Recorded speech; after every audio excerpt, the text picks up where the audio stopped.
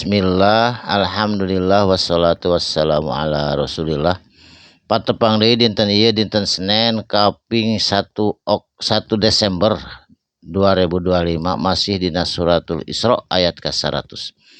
A'udzubillahi minasyaitonirrajim. Bismillahirrahmanirrahim. Kul bejakeun ku anjeun Muhammad saur Allah.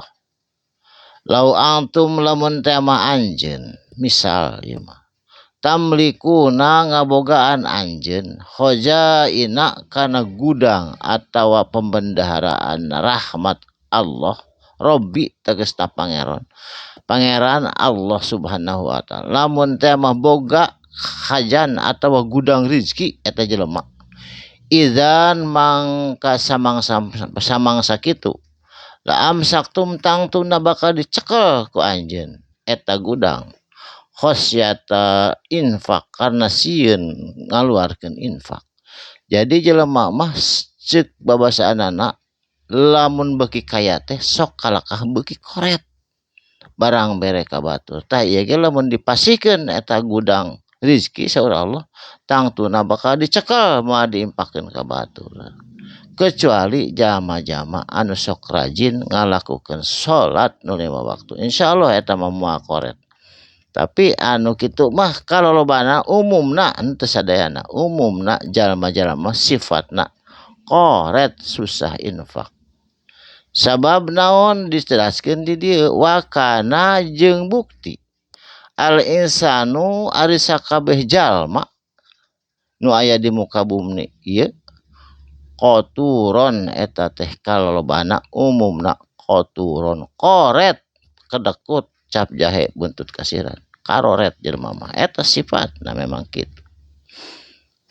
Kecuali lil musallin anu sok daek salat atawa ngarti kana agama. Saterusna walaqad ataina jeung sanyana geus dipasihkeunna ku kami kasaha Musa ka Kangjeng Nabi Musa. Naon nu tos dipasihkeun ka Kangjeng Nabi Musa? Tis'a ayatin kana 8 pirang-pirang mukjizat tanda-tanda kekuasaan Allah. Bayyinatin anu nyata jeung jelas. Naon anu 8 teh?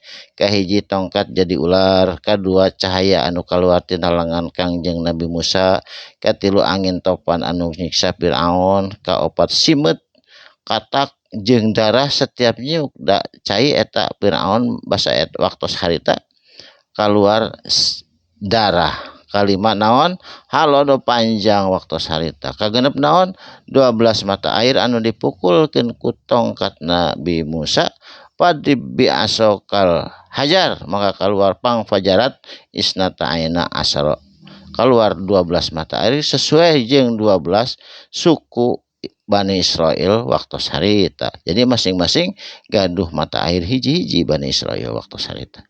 Katujuh melah lautan hujum ketika dikejar ku Firaun rek diusir. Kadalapan terangkatna gunung Tursina. Kesembilan Kanjeng Nabi Musa tiasa bicara Allah langsung waktu semangi harita di lembah Sinai. Eta 9 mukjizat Nabi Musa. Saterusna pasal mangka tanyakeun Bani Israil ka Bani Israil waktu harita. Ida jaaha samang-samangsa datang hum ka itu jama-jama nyata mukjizat Kangjeng Nabi Musa. Faqala mangka nyarita lahu ka Kangjeng Nabi Musa Firaun saha Firaun waktu sarita inni la adunnu kasanyana ari kami teh nyangka ka anjeun Musa cenah. Ya Musa, hei Musa, mashura siga nu kena sihir kok sagala bisa. Sihir ieu mah Musa ceuk Firaun nyangkana eta teh sihir padahal eta teh mukjizat ti Allah. Qala ngajawab Nabi Musa, laqad alimta sanyanakan anjeun geus apa? Ma'azala naon perkara anu diturunkeun haula tegasna ieu teh mukjizat anu 8. Illa Rabbi kajaba Allah nunurunkeunana anu Allah teh nu melihara as-samawati wal ardo pirang-pirang langit jeung bumi. Basoiron anu nyata jelas memelihara eta kaduana jeung sajabana.